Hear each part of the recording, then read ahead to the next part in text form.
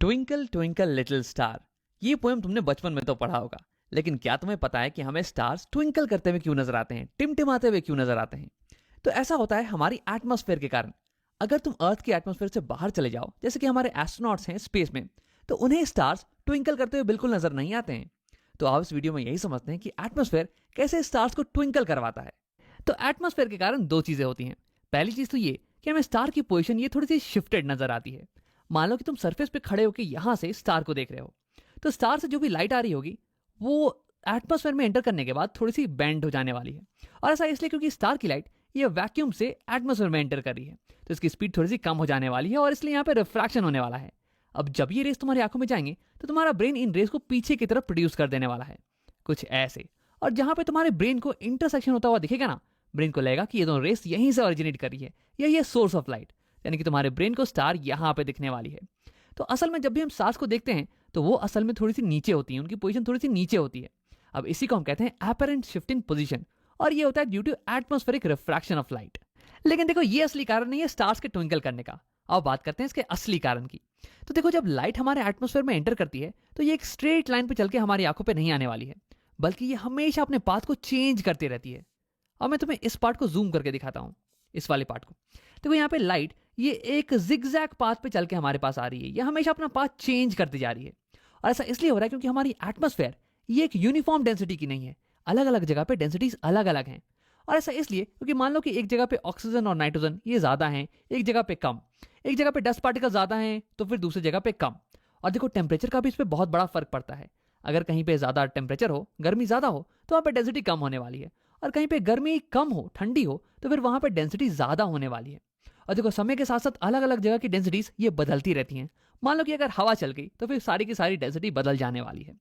तो क्योंकि अलग अलग जगह पे अलग अलग डेंसिटी होती है ना, इसलिए जब लाइट इन जगह से पास करती है ना, तो फिर इसकी स्पीड में चेंज आ जाता है और लाइट रिफ्रैक्ट कर जाती है, लाइट बेंड कर जाती है।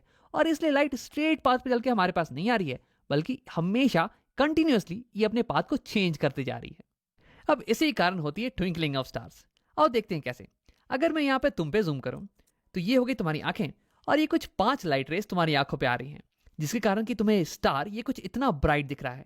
अब अगर अगले ही मोमेंट ये कुछ इस पार्ट के एटमॉस्फेयर की डेंसिटी कम हो जाए, ताकि ये वाली लाइट रे ये कुछ ज्यादा ही रिफ्रैक्ट कर जाए, कुछ ज्यादा ही बेंड कर जाए, ताकि केवल 4 लाइट रेस अब तुम्हारी आंखों में पड़ रही हैं, तो यानी कि स्टार की ब्राइटनेस ये थोड़ी सी कम हो जाने वाली है, ये थोड़ा सा डिम दिखने वाला है हमें, कुछ ऐसे। अब अगर अगले ही मोमेंट इस पार्ट के एटमॉस्फेयर की डेंसिटी में चेंज आ जाए, ताकि ये दोनों जो लाइट रेस है ना, ये भी कुछ ज्यादा ही बेंड कर जाए, तो अब हमारी आंखों में केवल 2 ही लाइट रेस आ रही हैं, तो यानी कि इसकी ब्राइटनेस ये और कम हो जाने वाली है। तो देखो, ऐसा ही कुछ होता रहता है। हमारी एटमॉस्फेयर की डेंसिटी ये कंटिन्यूअसली चेंज करती रहती है, तो हमारी जो लाइट रेस है ना, ये कंटिन्यूअसली अपना पाथ चेंज करते रहते हैं। तो यानी कि नंबर ऑफ लाइट रेस जो कि हमारी आंखों में पड़ती हैं, ये भी चेंज करती रहती है, जिसके कारण कि हमें जो स्टार की ब्राइटनेस दिखती है ये फ्लक्चुएट करती रहती है। और इसी को तो हम बोलते हैं ट्विंकलिंग ऑफ स्टार्स। तो अब अगला सवाल ये है कि क्या प्लैनेट्स भी ट्विंकल करते हैं? देखो, शाम के समय तुम वीनस को भी देख सकते हो स्काई पे, तो क्या वीनस स्टार्स की तरह ट्विंकल करता है? तो देखो, प्लैनेट्स भी ट्विंकल करते हैं, लेकिन हम धरती से इसे नोटिस नहीं कर पाते हैं क्योंकि इनका साइज बहुत बड़ा होता है। आओ इसे समझते हैं अच्छे से। तो यहां मैंने बना दिया है एक स्टार एक डॉट की तरह, और इसके कंपैरिजन में एक प्लैनेट ये थोड़ा बड़ा दिखने वाला है। अब देखो, असलियत में तो प्लैनेट्स बहुत ही छोटे होते हैं इन कंपैरिजन टू स्टार्स, लेकिन क्योंकि प्लैनेट्स बहुत ही पास है धरती के, इसलिए थोड़ी बड़ी दिखने वाली है, और स्टार ये बस एक डॉट की तरह दिखने वाली है। तो मैं मान सकता हूं कि हमारी जो प्लैनेट है ना, ये बहुत सारे डॉट्स से बनी हुई है, कुछ ऐसे।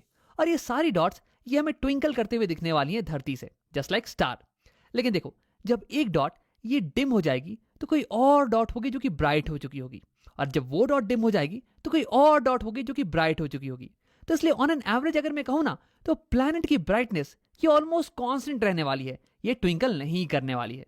अब इसी को दिखाने के लिए मेरे पास एक एनिमेशन है। मैंने इस ट्विंकलिंग स्टार की वीडियो को कॉपी करके बहुत बार पेस्ट कर दिया है इस प्लैनेट के ऊपर। तो क्या होगा कि प्लैनेट के सारे डॉट्स ये ट्विंकल करने वाले हैं, जैसे कि स्टार ट्विंकल कर रही है। अब उसे देखते हैं। देखो, तुम्हें दिख रहा होगा कि प्लैनेट्स के सारे डॉट ये ट्विंकल कर रहे हैं।